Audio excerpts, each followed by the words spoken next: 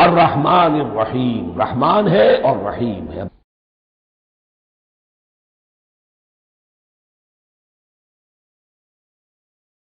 مالک یوم الدین، یوم دین کا مختار مطلق ہے۔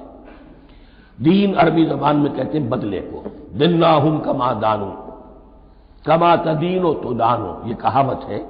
جیسے اردو میں ہم کہتے ہیں جیسا کرو گے ویسا بھرو گے، کما تدینو تو دانو، تو یہ ہے بدلہ۔ اس کا بنیادی مفہوم جو ہے وہ بدلہ ہے۔ تو بدلے کا ایک دن ہے جس دن فیصلہ ہوگا کہ کون کیا کما کر لایا ہے، اسے کیا بدلہ ملنا چاہیے۔ آیا اس کا برائیوں کا پلڑا بھاری ہے کہ اسے سزا ملنی چاہیے، یا اس کی حسنات اور نیکیوں کا پلڑا بھاری ہے کہ اسے جزا ملنی چاہیے، اس کا انعام اور اکرام کے ساتھ معاملہ کیا جانا چاہیے۔ وہ ایک دن ہے، اسے ہم یوم القیامہ کہتے ہیں۔ اور لیکن اصل بات جو یہاں کہی گئی، یعنی ایک جملے میں تین باتوں کا اعتراف ہو رہا ہے۔ بعث بعد الموت، ایک دن آئے گا کہ ہم مرنے کے بعد تمام انسان اٹھا لیے جائیں گے، پھر حساب و کتاب، پھر اللہ کے ہاں حاضری ہوگی اور حساب کتاب ہوگا۔ اور تیسرا یہ کہ اس حساب کتاب کے دن کا مختار مطلق اللہ ہے، یعنی کسی اور کو اپنے ذہن میں سہارا بنا کر آپ زندگی گزاریں کہ وہ مجھے چھڑا لے گا، یا وہ ہستی جو ہے اتنی زوردار ہے کہ وہ مجھے بچا لے گی، اس سے اپنے دل کو، اپنے ذہن کو بالکل پاک کر لیجئے۔ مالک یوم الدین، ایک دوسری جگہ پر قرآن میں آیا ہے، اس روز کوئی پکارنے والا پکارے گا لمن الملک اليوم للہ الواحد القہار، آج کے دن کس کا اختیار مطلق ہے؟ اور پھر کہا جائے گا اللہ کے لیے الواحد قہار، جو پوری طرح چھایا ہوا ہے، بس تولی ہے۔ تو مالک یوم الدین، جو جزا و سزا کے دن کا مالک ہے۔ اب یہاں سے کلام ایک رخ بدل رہا ہے۔ ابھی تک تو یہ غائبانہ انداز میں کلام ہو رہا ہے، اللہ سے خطاب نہیں آیا اس میں ابھی۔ الحمدللہ رب العالمین الرحمن الرحیم مالک یوم الدین، اب خطاب ہے ایاک نعبد و ایاک نستعین، ہم صرف تیری ہی بندگی کرتے ہیں اور کریں گے، اور ہم صرف تجھ ہی سے مدد مانگتے ہیں اور مانگیں گے۔ یہ ترجمہ میں کیوں کر رہا ہوں کہ یہ فعل مضارع ہے۔ عربی زبان میں فعل مضارع حال اور مستقبل دونوں کو کور کرتا ہے۔ ایاک کا جو ہے مفعول فاعلی جو ہے، مفعول جو ہے اس میں ضمیر مفعولی، اسے پہلے لا کر حشر کا مضمون پیدا ہو گیا۔ ہم تیری بندگی کرتے ہیں نہیں، ہم تیری ہی بندگی کرتے ہیں اور کریں گے۔ حال میں ترجمہ کیجئے تو یہ اظہار حال ہے، اور مستقبل میں ترجمہ کیجئے تو یہ عہد ہے، قول و قرار ہے، بہت بڑا معاہدہ ہے۔ وَإِيَّاكَ نَسْتَعِينُ، اور صرف تجھ ہی سے مدد مانگتے ہیں اور مانگیں گے۔ اس میں بھی حال کا ترجمہ اظہار حال، اللہ کرے کہ واقعی ہمارا حال وہی ہو۔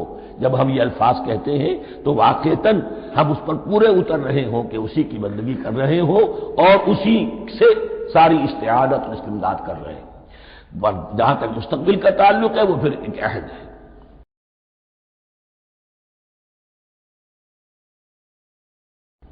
اہدنا الصراط المستقیم، یہ مقام وہ آ گیا کہ یہاں تک تو اے پروردگار ہم پہنچ گئے، تیرے فضل سے، تیرے کرم سے۔ فطرت سلیمہ بھی تیری عطا کردہ تھی، عقل سلیم بھی تیری ودیت کردہ تھی، ان دونوں کی روشنی سے ہم یہاں تک تو پہنچ گئے۔ اب ہماری جو ضرورت ہے، احتیاج ہے، وہ کیا ہے؟ اہدنا الصراط المستقیم، ہدایت بخش ہمیں سیدھے راستے کی۔ یہاں دو باتیں سمجھ لیجئے۔ انفرادی سطح پر انسان کے لیے نہ معلوم کتنے مرحلے آتے ہیں ہر روز کہ جس میں وہ ایک چھٹک کر کھڑا ہو جاتا ہے، یہ کروں یا یہ کروں، دو آلٹرنیٹو سامنے آ رہے ہیں، فیصلہ کرنا مشکل ہو رہا ہے۔ قدم قدم پر ہدایت کی ضرورت ہے۔ اور اجتماعی طور پر نوع انسانی تین بڑے بڑے تمدنی مسائل میں واقعہ یہ ہے کہ تسلیم کر لیا جانا چاہیے کہ عقل انسانی اس کو راستہ نہیں دکھا سکتی۔ عام معاشرتی سطح پر مرد اور عورت کے درمیان حقوق اور اختیارات کا کیا توازن ہو، ناممکن ہے، انسان طے نہیں کر سکتا۔ انسان یا مرد ہے یا عورت ہے۔ عورت سوچے گی اپنے جذبات کا، اپنے خیالات کا لحاظ رکھے گی، مرد کے جذبات و احساسات کا اسے اس کا کوئی تصور ہی ممکن نہیں۔ مرد سوچے گا اسے اپنے احساسات معلوم ہے، لیکن یہ کہ عورت کے احساسات سے وہ نابلد ہے، ان کو محسوس کر ہی نہیں سکتا، لا محالہ وہ اپنے بارے میں وہ جو بھی نظام بنائے گا اس میں وہ اپنی بالادستی رکھے گا۔ وہ تو ایک ہی ہستی ہو سکتی ہے کہ جو دونوں کی خالق ہے، مرد کی بھی عورت کی بھی، اور اس کو دونوں سے محبت ہے، دونوں کا خیر خواہ ہے، دونوں کا رب ہے، دونوں کو پروان چڑھانا چاہتا ہے۔ اسی طرح فرد اور معاشرہ یا ریاست، حکومت اور ریاست ہمیشہ یہ چاہتی ہے کہ سارے اختیارات ہمارے ہاتھ میں آ جائیں، ٹوٹلیٹیرین سوسائٹی ہو، بس ہم حکم دیں اور لوگ اس پر چلیں۔ افراد یہ چاہتے نہیں، ہمیں آزادی ہونی چاہیے۔ اب آپ دیکھیے کہ دنیا میں کتنے جھگڑے چلتے ہیں اسی پر، فریڈم فریڈم فریڈم۔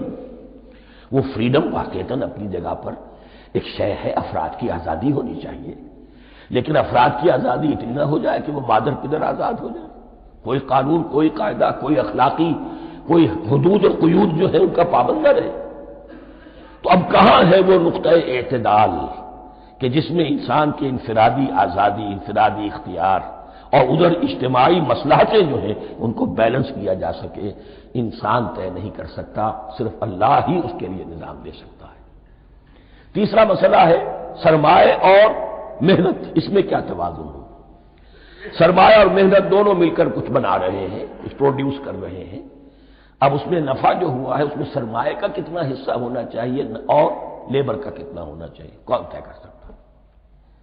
اس کے لیے بھی کہ ایسا نہ ہو کہ سرمایہ داری جو ہے آکاش بیل بن کر پورے معاشرے پر چھا جائے، اور غریب بیچارہ، مزدور بیچارہ، کاشتکار بیچارہ وہ گویا کہ چکی کے دو پارٹوں میں پس کر رہ جائے، اس کی کوئی حیثیت نہ رہ جائے۔ لیکن یہ کہ دوسری طرف اگر یہ کہ مزدور کا جو حق ہے اس سے زیادہ اس کو دے دیا جائے تو سرمایہ جو ہے وہ سکڑ جائے گا، شائی ہو جائے گا، وہ پھر میدان میں نہیں آئے گا۔ کیا کیا جائے؟ کون سا نقطہ عدل و اعتدال ہے؟ یہ تین مسائل ایسے ہیں، اہدنا الصراط المستقیم۔ تو یوں سمجھیے کہ ایک جو بنیادی ہدایت تھی، ایک اللہ کو پہچان لینا، یہ جان لینا کہ کل حسن و جمال اور تمام انعام و اکرام کا منبع اس کی ذات ہے، وہ رحمان ہے اور رحیم ہے، اور یہ جان لینا کہ مرنے کے بعد جی اٹھنا ہے، حساب کتاب ہے، فیصلہ ہوگا جزا و سزا کا، اور مختار مطلق اس دن کا اللہ ہے۔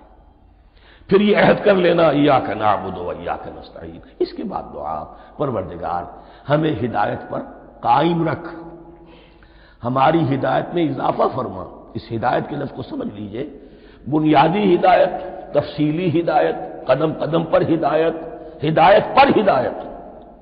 والذین اہتدوا زادہم ھدی، جو لوگ ہدایت کے راستے پر آتے ہیں اللہ ان کی ہدایت میں اضافہ کرتا ہے۔ تو یہ قدم قدم پر ہمیں ہدایت کی ضرورت ہے اور مرحلہ وار ضرورت ہے۔ ہدایت اس کو بھی کہتے ہیں کہ کسی نے آپ سے کوئی پتہ پوچھا، آپ نے کہا ادھر جانا، پھر دوسری گلی میں مڑنا، پھر جانا دو تین لائٹیں چلے جانا، پھر مڑنا، وغیرہ وغیرہ، یہ بھی ہدایت ہے، نظری طور پر آپ نے بتایا ہے۔ ایک ہدایت یہ ہوئی کہ بھائی میں چلتا ہوں آپ کے ساتھ، میں آپ کو وہاں تک پہنچا دوں گا تاکہ آپ کو دقت نہ ہو، آپ نے منزل تک پہنچا دیا۔ ان دونوں کے درمیان، یہ تو میں نے ایک فرد کی مثال دی ہے، اللہ اور بندے کے درمیان نہ معلوم کتنے مراحل ہیں ہدایت کے۔